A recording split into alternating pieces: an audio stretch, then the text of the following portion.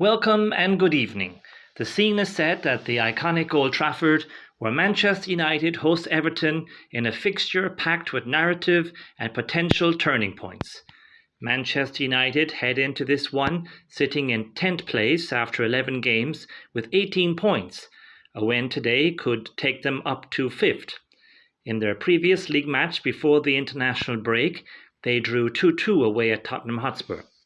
Manchester United are unbeaten in 5 matches, and their home form has particularly impressed during the mini-revival under head coach Ruben Amorim.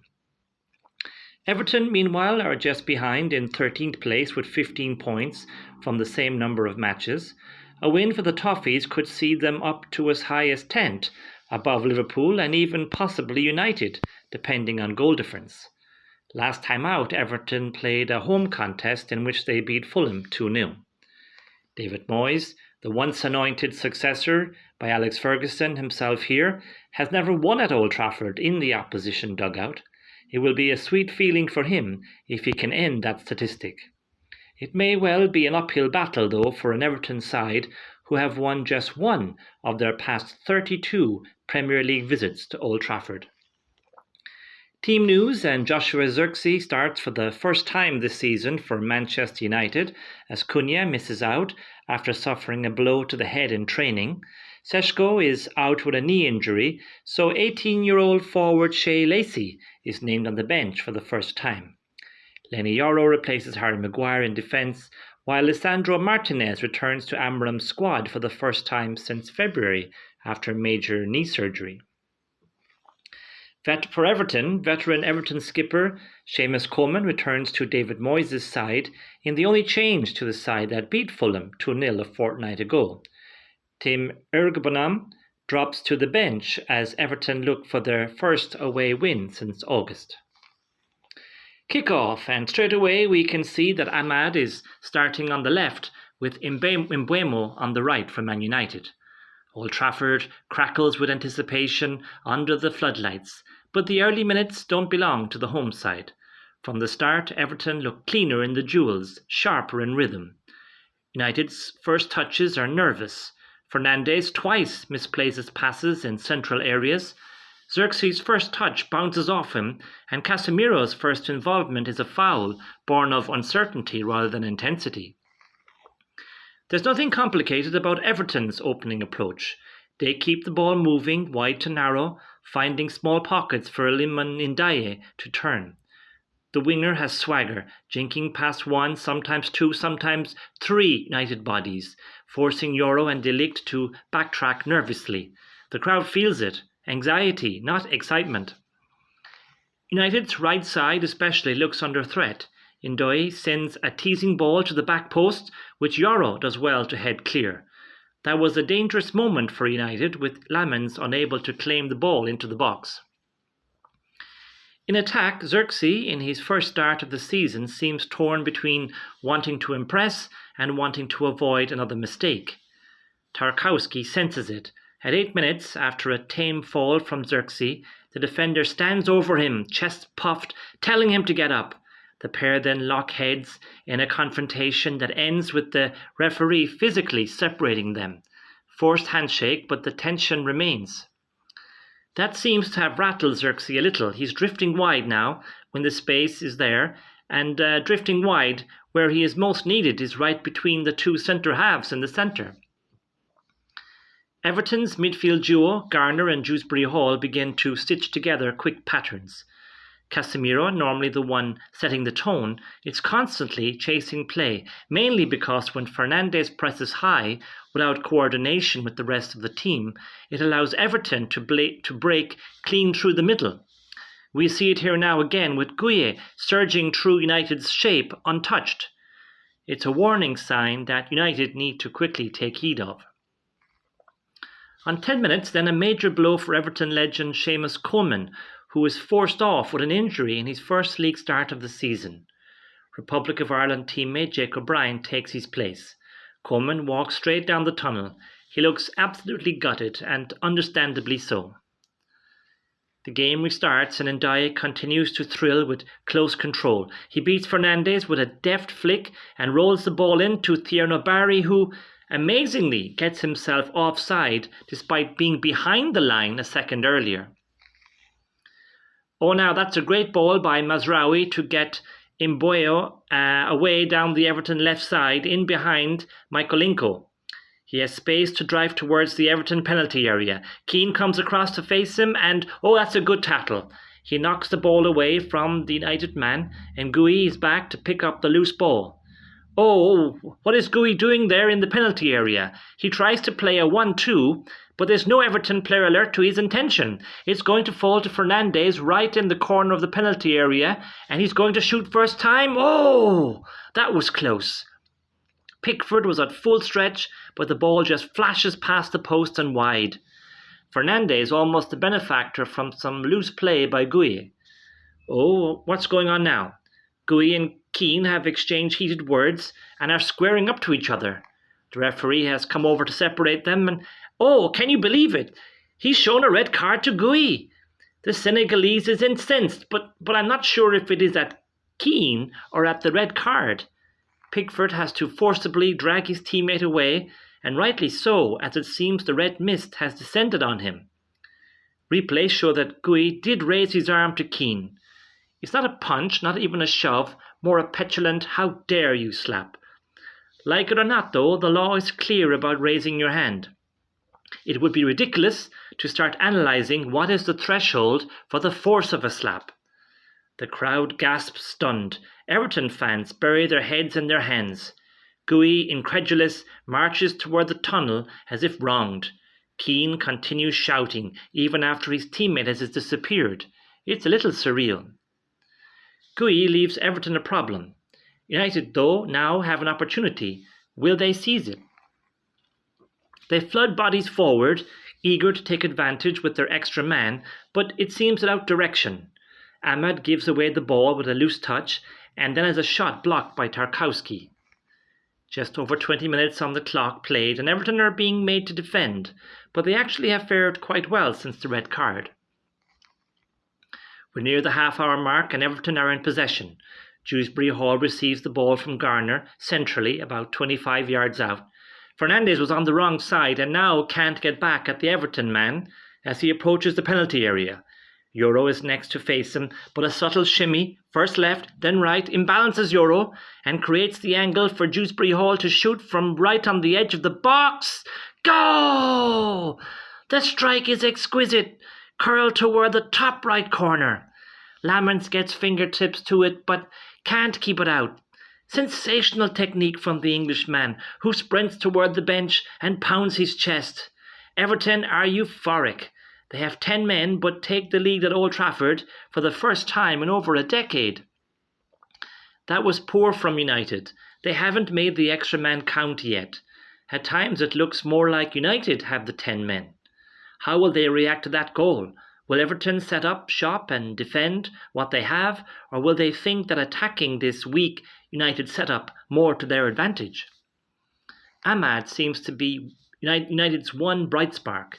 His effort at Pickford forces the keeper into a punch clear. Now then, United coming forward with more urgency. Zirkzee makes a run in behind the Everton left-back position again. Everton midfielders not picking up the runs in behind McNeil. Zirkzee plays the cross first time from the right wing. It goes right across the 6-yard box and Dorgu's coming in. But he skies a golden chance high and wide. He never looked comfortable with that. He probably even had time enough to take the ball down, but he passes more than shoots the ball past the post. The crowd groans louder, restless now. Fun fact for you, for Everton fans, Everton are now above Liverpool in the Premier League as the things stand. And here's another stat for you. No visiting side has ever won a Premier League game at Old Trafford having had a player sent off. That's 46 games, if I remember correctly. It is indicative of the game that I am looking for these stats. Everton happy to hold what they have, but United have not really shown anything. It has been very much stop-start with no real desire to get forward and put Everton under pressure. We're at the 40-minute mark. Can United do something now?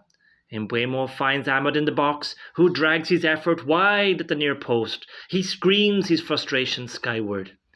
Just one shot on target from Manchester United since the red card. Yes, they're missing Šeško and Cunha, but failure to beat an Everton side who were fighting with each other at one stage would be a bad one-year anniversary match for Ruben Amorim. Almost half-time now, and United come again. Can they get something before the break? Fernandes takes a shot on the turn, but Tarkowski puts his body on the line to stop it from reaching the Everton goal. Finally, United lifting the tempo, and their fans respond, urging them on. Where was this urgency throughout the half? A little bit of head tennis now in and around the box, and Everton clear it, but it drops nicely to Fernandes about 25 yards out. He has space, he looks up, he's going for the shot, it's going in, save!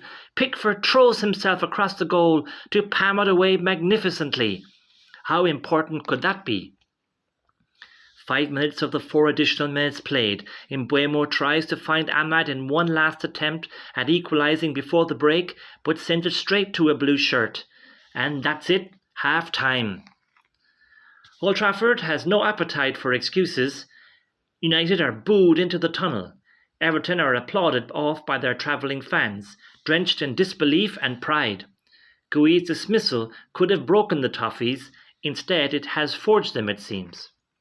David Moyes sprints down the tunnel at the whistle, almost as if trying to make sure there are no more altercations between the players. Keane follows down, jaw set. I would love to be a fly on the Everton dressing room wall for the next 15 minutes. Everton may have problems off the pitch now, but on the pitch they are halfway to what will be an historic result for the Toffees. Second half, and United return with Mason Mount replacing Mazraoui. It's not a tactical overhaul, more a tweak. Fernandes shifts slightly deeper, Ahmad slightly wider, Shaw slightly further forward. United still hold 3 centre-backs. With a man advantage, the shape remains oddly cautious. The pattern of this half is already set, attack versus defence. Man United are yet to show any sign of improvement though since the restart. However, Fernandes has just looped across into the box and Dorgu is the closest to it. United need more bodies forward. Mount has an effort then blocked by Tarkowski when he might have been better served passing to Ahmad on his right. Then Ahmad sends in a lovely cross to Mount, who plants a header past the far post, unmarked. He was in space and should have done better. He knows it too. United have 81% possession in the first 15 minutes of the half, yet the pattern is sterile. Crosses fall exactly where Keane or Tarkowski are stationed. Everton not panicking. They expect the ball to come. They simply pack the areas United refuse to overload. Instead of stretching Everton horizontally or running beyond the defensive line, United keep retreating into safe zones. The ball moves side to side, slowly. Shaw ambles into position instead of sprinting. Bruno demands passes to feet rather than space. Zirkzee refuses to attack aerial balls aggressively, drifting from the centre. United, with a player advantage, still look like they're outnumbered. Casemiro is struggling to keep pace with Everton's transitions, earning himself now a yellow. I have sympathy for him though. He's totally exposed in midfield with Fernandes running all over the place and 3 centre-backs standing around obsolete marking 1 Everton striker. Mason Mount has made a difference to United and given them more spark in attack, but goodness me, they need to stop making unforced errors with their passing. It's all Man United now. Shaw is committing himself to the attacks more and more. Oh now, claims for a penalty in the Everton box. Shouts more from the United fans though, but nothing doing. Mbeumo goes down, anticipating a follow-through from Keane that never comes. Play on. Just before the hour mark, Mainoo and Dalot are on, replacing Dorgu and Casemiro. Bringing on Dalot at wing-back doesn't feel like the change United have been crying out for. I'm no coach or manager, but it doesn't seem that Amorim's tactics are helping his team get back in this game. United now have the ball on the edge of the penalty area. Mbeumo makes a yard for himself and gets a shot off, which is arrowing towards the bottom corner of the goal, but save again! Pickford stretches down low and pushes the ball clear. Smart save from the English number 1. Immediately after, the ball comes to Mount, who tries to whip the ball into the far corner. He's not miles off, but can't quite pick it out. That has easily been United's best passage of play in this half. Can they build on it? Dalot whips in a cross from the right, which Mason Mount and Kobe Mainoo both let go, and it goes out of play. Man United seem to be playing into Everton's hands at the minute. They've attempted 24 crosses, and on the rare occasion the deliveries aren't overhit, Everton's towering centre-back pairing of Keane and Tarkowski head clear. Man United don't have anyone in the box that has an aerial threat either. Where is plan B? 20 minutes to go. The same pattern repeating itself again and again. Everton can see the end line. Kiernan Dewsbury playing up front on his own for Everton may be a forgotten man this evening, but stats show he has won 13 aerial duels so far, the most by a player in the Premier League this season. I would like to know, though, how many he's lost. Just saying. Everton get the ball forward and United give away another free kick. The amount of free kicks that United are conceding when Everton get forward is shocking. This is exactly what Everton want, a breather for their defence, a chance to waste some time and disrupt the flow of the game. Man United have just over 10 minutes plus stoppage time to find an equaliser against 10 men, and they're playing 5 defenders. It couldn't be that Amram is that stubborn, could it? Or is he staying with his 3-5-2 out of spite? Has anyone else sensed this season that Amram would almost be happy to get out of Old Trafford? It just doesn't seem to be a happy marriage. United work the ball across the Everton backline, right to left. It comes to Luke Shaw on the left wing. He's going to try another cross into the box. What is the definition of insanity again? This time, though, it could be different. A floating cross onto the penalty spot finds Zirkzee waiting. For once, he is where he should be, and he meets it perfectly. Oh, it's destined for the corner. Pickford was moving to his left, but now has to adjust his weight back onto his right side. He throws himself full stretch, low to his right. Save! He denies the equaliser with stunning efficiency, touching the goal-bound header around the post. Pickford gets up and roars in defiance. Shortly after, a corner is cleared out to United captain Bruno Fernandes, who shoots, oh my! That's just over. From about 22 yards out, a sweet strike. I'm not sure whether Pickford was getting to that if it had been on target. Everton riding their luck a bit, but in the circumstances of the game, it is to be expected. Everton take the opportunity to replace Ndiaye and Barry with Beto and Mbeumo. At least Zirkzee is beginning to cause some problems for the Everton backline. Is it a case of too little too late? He wins another header, but sends it wide from Mainoo's cross. It was a tough one in fairness as it came at him fast. Everton could become the first team to win an away Premier League game, having had a player sent off in the first half since Arsenal had Wolves in January. Ahmad takes a foul throw at 85 minutes. That is unforgivable. It may seem a trivial detail until you consider the weight of the moment. United don't just lack ideas, they lack poise. 1 minute of normal time remaining. Can Everton hold on? Their players look exhausted, hardly able to get out of their defensive shape to meet the attacking United players. Ligt comes forward, well inside the Everton half. He swings in across towards Zirkzee again in that same penalty spot position. He rises unmarked once more, gets a header off again towards goal, but it's straight at Pickford, who theatrically tips it over the crossbar. One for the cameras there, Jordan. Zirkzee needed to put that either side of the Everton keeper. The fourth official shows there will be 4 minutes of added time. There's no huge roar from the United fans to urge their team on to score. It seems they feel what many have felt for a long time now in this game, a sense of inevitability. Mykolenko, has to be sharp and smashes a clearance behind for a corner. Pickford punches the corner away. We're deep into added time now. Can United secure the goal and a point from this game, which they hardly deserve? The ball comes to Ahmad. He shoots. It's blocked. Heart and mouth moment for the Toffee fans. It would be so cruel for them to be breached now. The ball falls kindly from the block to Ligt. He's leaning back, but he shoots. Saved by Pickford again.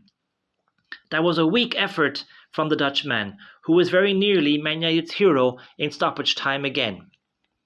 Into the 3rd minute of added time, Dwight McNeil, who has come on as a sub, heads over his own bar. Corner for United. Seconds left. Lammens is up for the corner. The ball comes in and the Man United goalkeeper's presence in the box causes chaos, but Everton just about scramble it away. Not long to go now. Amram is rushing to retrieve the ball for his team to launch one last attack. But there is no more time. The whistle blows. Everton players fall to their knees, disbelief mixed with jubilation etched on their tired faces. Full time, the boos drown out the applause, which in turn is drowned out by the stadium music blasted out on the tannoy system around Old Trafford. Something smells rotten in Denmark. Everton celebrate a miracle delivered through hard work, defensive courage and a solid goalkeeper. United walk toward the tunnel like a procession toward self-reflection. History made for Everton, becoming the first visiting team to win at Old Trafford in the Premier League after a first-half red card. Moyes also wins here for the first time in 18 attempts in the opposition dugout. And more important than that, for all Everton fans, their team climbs above above Liverpool in the table. It seems like a long time ago now since Dewsbury-Hall broke forward to smash Everton into the lead. Longer still since Gueye and Keane seemed to intimate that Everton were going to be the team imploding this evening. This victory will help paper over that catastrophe. For United, bullet points. Tactical inflexibility with a man advantage, static movement in forward areas, ineffective crosses despite volume, poor finishing, poor tempo, poor intelligence. They had 25 shots, Everton had 3, none after scoring. There were murmurs of optimism coming out of Old Trafford recently after a good string of results.